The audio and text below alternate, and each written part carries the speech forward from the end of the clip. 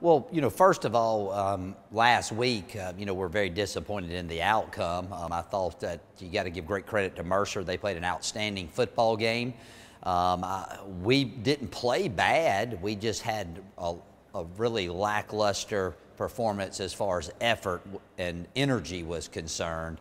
Let me backtrack that. I thought we played with good effort. We just didn't have a lot of energy. And again, give all credit to Mercer, but that Florida State game really took a lot out of us. And we had a lot of guys that couldn't practice much last week. Losing Coy Freeman last week was a big blow to some of the leadership that we have on the football team. So it was just kind of the perfect storm, and we got to move on from it. And our guys are in a very good place. They understand where they're at. This week's going to be a tough challenge. Chattanooga's had our number for quite some time. They got an excellent football team. They've started the season out very, very well, beat a really good UT Martin team last week at Martin. I think defensively, they're one of the best teams in our league. Their statistics from last year prove that. Their defensive line is outstanding. They get a great push with a three-man rush. And offensively, they've been living on the big play. So, again, it's about us being the best we can be. We got to limit their big plays offensively, and we got to be able to control the football on the offensive side in order to have a chance to be successful Saturday night.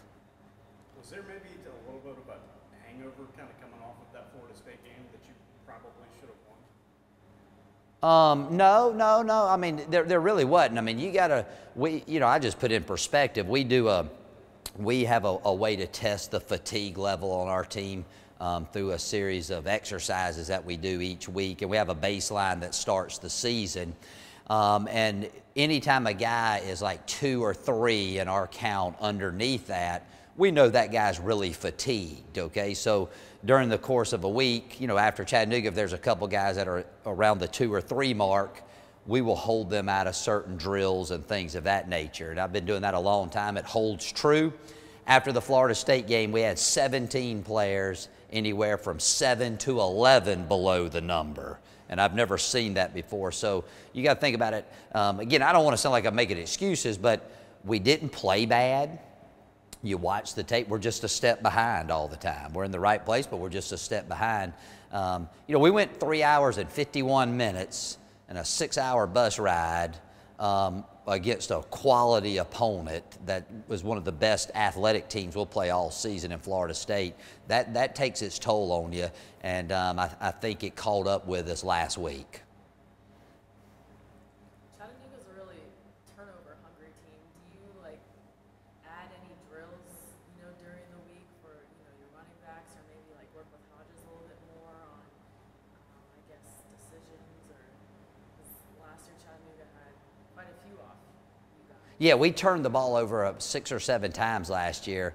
No, I mean, that's something we work every day. I mean, day one, I mean, the first 6 minutes of practice is all about ball security. So, we practice the way we practice, and you got to go out there and prepare well. The big thing with them, though, is their defensive line's really, really good. They got 3 that are really hard to move, and they're excellent pass rushers. So we got to be able to find a way to neutralize and wear those guys down and take advantage when we get the opportunities. Where's the mindset of this team?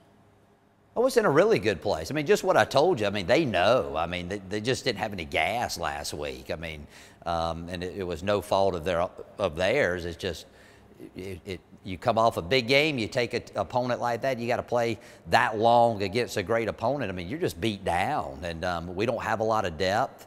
And then you play a team that got hot and played really well. I mean, we're in a really good place. I mean, we things like that happen, and it's no fault of those guys. So I don't know if we're going to play well this weekend, but we've had a great week of practice, and our guys, they get it, and we understand that this week's a brand new week for us. Last win over Chattanooga, I believe, was 5 years ago. So I would imagine there's not a guy on this football team that's ever beaten Chattanooga. Is that something that comes up? Do you bring stuff like that up? No, we never talk about the other opponent other than when we're, game planning and saying, hey, they're going to run this defense, or, you know, this is their guy, go-to guy, or, hey, we got to neutralize this defensive player. You know, it's about us being the best we can be, and I've always had that philosophy. You know, I only can coach my team, so it does me no good to compare us to other teams or worry about what other teams, what state of mind they're in. So now we never talk about it. We never really even talk about who we're playing. You know, we just worry about getting our guys ready to play each and every week to be the best that we can be. Both of these teams, I mean, you and Chattanooga, some of them better passing teams in the conference. You expecting a lot of fireworks in this one? Well, it's hard to say, you know, because I think we have a really good defense too. You know, and again, we're a little different. We're kind of more of a controlled pass and attack, and we will take our shots when they present themselves.